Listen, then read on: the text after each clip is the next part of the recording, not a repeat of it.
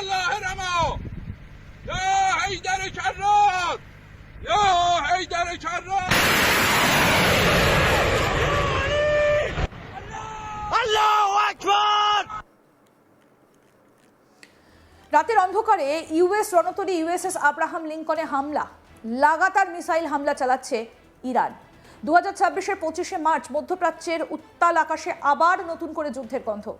Iran, America আর Israel এই তিন শক্তির সংঘাতে আগুন যেন আরও এক ধাপ এগিয়ে গেল। সেই দিনই আনুষ্ঠানিকভাবে ঘোষণা করা হয় ইরানের নিয়মিত সেনাবাহিনী কাদের ক্রুজ ক্ষেপণাস্ত্র ব্যবহার করে ইউএস নৌবাহিনীর বিশ্বের অন্যতম শক্তিশালী যুদ্ধজাহাজ ইউএসএস আব্রাহাম লিঙ্কনকে লক্ষ্য করে আঘাত হেনেছে। এই দাবি ঘিরে বিশ্বজুড়ে তুমুল আলোড়ন তৈরি হয়েছে। কিন্তু প্রশ্ন উঠছে, এই আঘাত কি সত্যিই বাস্তব, নাকি এর আরও একটা তথ্যযুদ্ধের অংশ? এই ঘটনার পর থেকে স্পষ্ট হয়ে গেছে মধ্যপ্রাচ্যের সংঘাত আর কেবলমাত্র সীমান্তের মধ্যে আটকে নেই, এটা এখন সরাসরি বিশ্ব রাজনীতির কেন্দ্রে।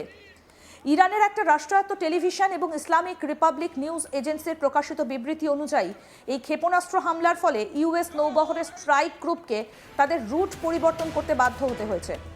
তবে লক্ষণীয় বিষয়, আগের মতো এবার ইরান সরাসরি জাহাজ ধ্বংসের দাবি করেনি, বরং তারা বলেছে এটা ছিল একটা সতর্কবার্তা, একটা শো অফ কোর্স।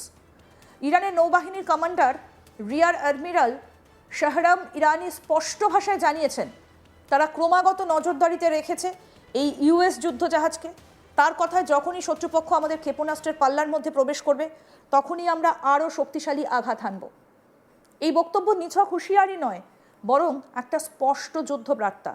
এই হামলার কথিত ভিডিও প্রকাশ করেছে ইরানের রাষ্ট্রায়ত্ত সংবাদ মাধ্যম প্রেস টিভি। সেখানে দেখা যাচ্ছে কিভাবে সমুদ্র উপকূল থেকে ছোড়া ক্ষেপণাস্ত্র দ্রুত গতিতে এগিয়ে যাচ্ছে লক্ষ্যবস্তুর দিকে। যদিও এই ভিডিওর সত্যতা নিয়ে প্রশ্ন তুলেছেন আন্তর্জাতিক বিশ্লেষকরা। অতীতে ইরানের প্রকাশিত কিছু ভিডিও পরে ভুয়ো বা কৃত্রিম বুদ্ধিমত্তা দিয়ে তৈরি বলে প্রমাণিত হয়েছে, ফলে এই ভিডিও নিয়েও সন্দেহ থেকেই যাচ্ছে।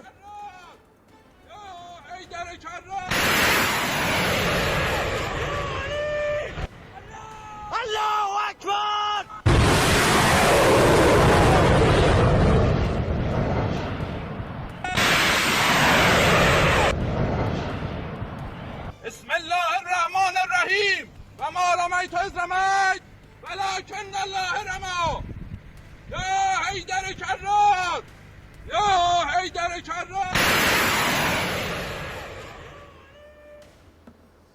ঘটনাস্থল হিসেবে উল্লেখ করা হয়েছে ওমান উপসাগরের চাবাহার উপকূলের কাছাকাছি এলাকা। জানা গেছে সেই সময় ইউএসএস আব্রাহাম লিঙ্কন প্রায় 250 থেকে 300 কিলোমিটার দূরে অবস্থান করছিল। এই দূরত্ব থেকেই ইরান তাদের উপকূলীয় প্রতিরক্ষা ব্যবস্থার মাধ্যমে আঘাত এনেছে বলে দাবি করছে। সামরিক বিশেষজ্ঞদের মতে এটা ইরানের একটা কৌশলগত পদক্ষেপ, যার মাধ্যমে তারা দেখাতে চাইছে উপসাগরীয় অঞ্চলে আমেরিকার আধিপত্যকে তারা সহজে মেনে নেবে না। এই হামলায় ব্যবহৃত কাদের বা ঘাদির ক্ষেপণাস্ত্র দিয়ে এখন জোর আলোচনা চলছে। এই ক্ষেপণাস্ত্র কিভাবে বিশেষভাবে তৈরি করা হয়েছে নৌযান লক্ষ্য করে আঘাত হানার জন্য। এটা অত্যন্ত নিচু উচ্চতায় উঠতে পারে, ফলে রাডারে ধরা পড়া কঠিন। এর গতি এবং নির্ভুলতা একে করে তুলেছে বিপজ্জনক অস্ত্র। বিশেষজ্ঞরা বলছেন এই ধরনের সি স্ক্রিমিং মিসাইল আধুনিক যুদ্ধের নতুন চেহারা, যেখানে বিশাল আকারের যুদ্ধ জাহাজও হঠাৎ করে ঝুঁকির মুখে পড়তে পারে। অন্যদিকে ইউএসএস আব্রাহাম লিঙ্কন নিজেই একটা চলমান দুর্গ, আর প্রায় 1 লক্ষ টন ওজনের এই নিউক্লিয়ার চালিত বিমানবাহী রণতরী একসঙ্গে 60টারও বেশি যুদ্ধ বিমান বহন করতে সক্ষম, যার মধ্যে রয়েছে অত্যাধুনিক FA-18 সুপার হর্নেট। এটা কেবল একটা জাহাজ নয়, বরং একটা ভাসমান সামরিক ঘাঁটি। এই জাহাজ সাধারণত এমন এক অঞ্চলে মোতায়েন করা হয় যেখানে আমেরিকা তার শক্তির উপস্থিতি জোরদার করতে চায়।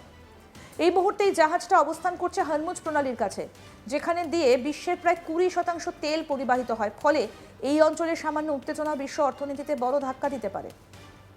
ইরানের এই হামলার দাবি তাই কেবল সামরিক নয়, অর্থনৈতিকভাবে অত্যন্ত গুরুত্বপূর্ণ। তবে এখনো পর্যন্ত এই হামলার কোনো স্বাধীন আন্তর্জাতিক নিশ্চিতকরণ পাওয়া যায়নি, বরং মার্কিন পক্ষ আগের মতোই এই ধরনের সব দাবিকে সরাসরি অস্বীকার করেছে। মার্কিন সেন্ট্রাল কমান্ড বা ইউনাইটেড স্টেট সেন্ট্রাল কমান্ড জানিয়েছে এগুলো সম্পূর্ণ মিথ্যে প্রচার। তাদের দাবি ইউএসএস আব্রাহাম লিঙ্কন এখনও সম্পূর্ণ অক্ষত রয়েছে।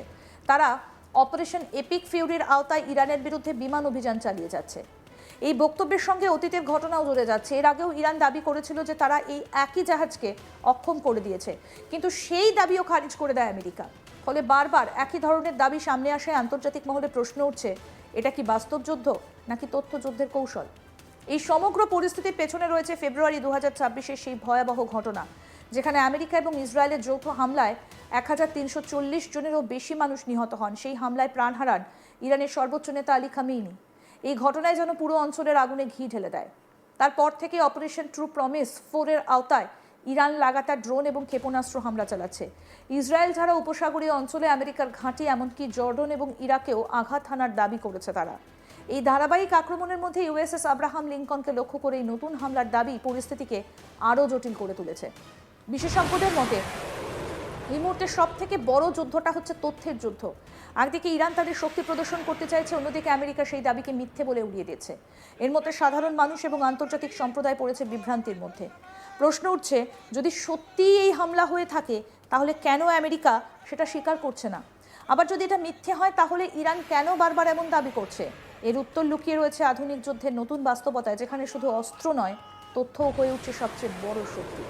দেখুন আরও একবার।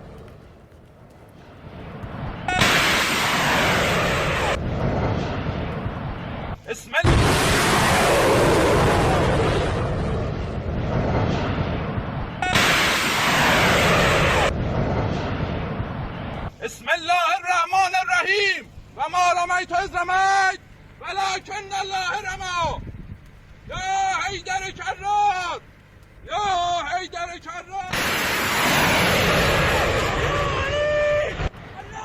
الله اکبر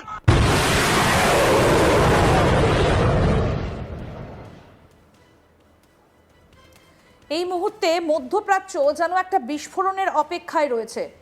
একটা ভুল পদক্ষেপ, একটা ভুল হিসেব, আর তার ফল হতে পারে ভয়াবহ। ইউএসএস আব্রাহাম লিঙ্কনকে ঘিরে সেই নতুন বিতর্ক আশঙ্কাকে আরও বাড়িয়ে দিচ্ছে।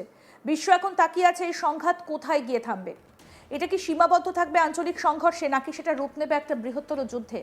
আপাতত কোনো স্পষ্ট উত্তর নেই, কিন্তু একটাই বিষয় পরিষ্কার, যুদ্ধের ছায়া এখন আগের যে কোনো সময়ের চেয়ে অনেক বেশি গাঢ়।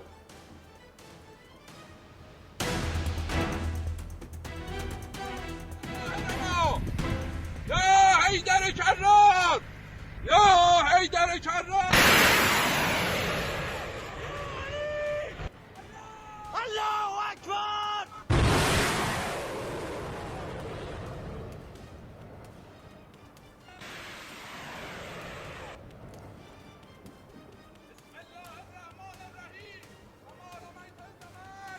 ولكن الله رمى আরও আপডেট পেতে দেখতে থাকুন আজ তাক বাংলা। সাবস্ক্রাইব করুন, নোটিফিকেশন পেতে বেল বাটন অপশন প্রেস করুন।